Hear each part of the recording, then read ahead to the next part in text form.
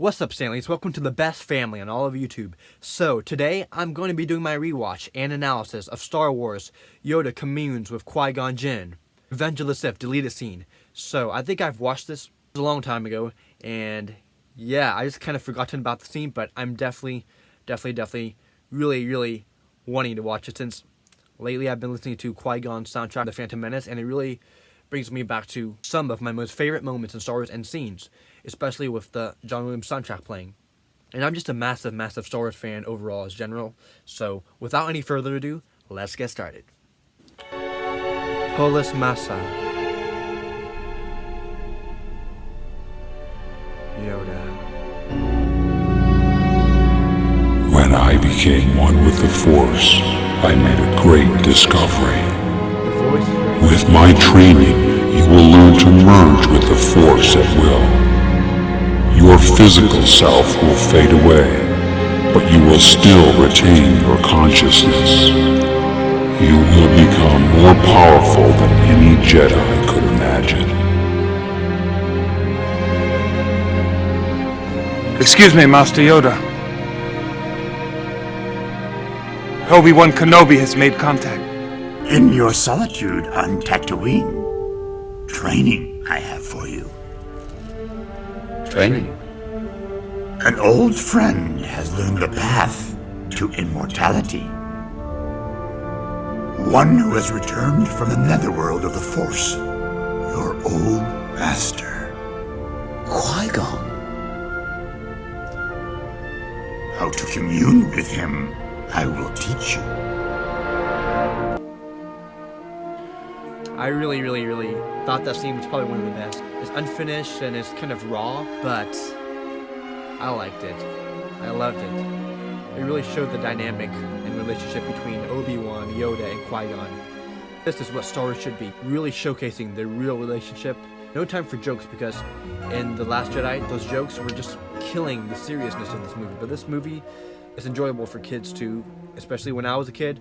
When I watched the scene, it was probably one of my most favorite scenes, and I always forget about the scenes because I always like the most epic and most battle action scenes, like Anakin killing Separatists on Mustafar, or Anakin versus Obi-Wan, or Obi-Wan fighting Grievous, or Anakin and Obi-Wan fighting Dooku on the Executor, the Separatist ship. But this is a really deep scene, and it really shows that Obi-Wan, he's really grateful for all of Qui-Gon's teaching, and that Qui-Gon, probably one of the best teachers for Obi-Wan himself. When Qui-Gon died in The Phantom Menace, you could see that he trusted his master more than anyone else.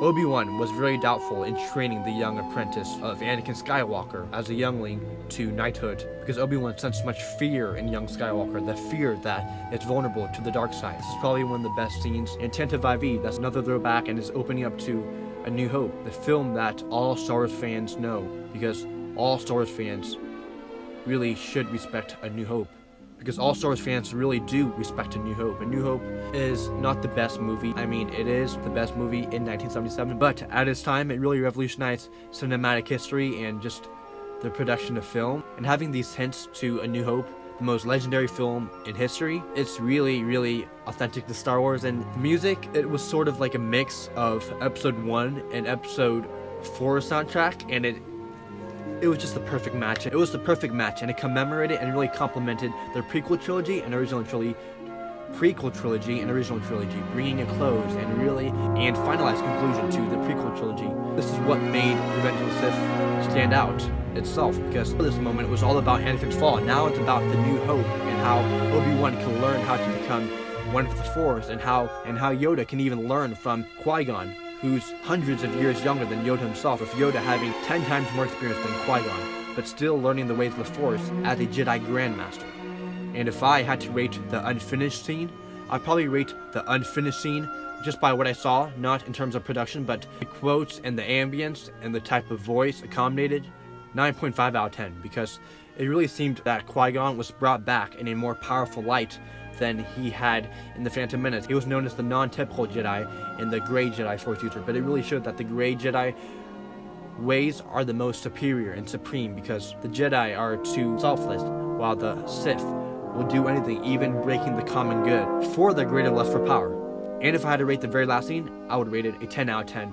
because it's close to my heart, it's personal, and it's very much what I grew up with Star Wars. I grew up with not just the expanding universe of Star Wars, but also the philosophy of Star Wars. Tell me what you think about his character in Episode 1 and his brief appearance in Episode 3. How has he evolved? Has he become a more wiser and more significant character for the build-up of A New Hope? Tell me what you think. I'm talking about Star Wars, my most favorite franchise in the whole world. And subscribe. Turn on the bell notification so then you can be notified of my most recent and upcoming uploads. Thanks for watching, and like anytime, may the Force be with you, always.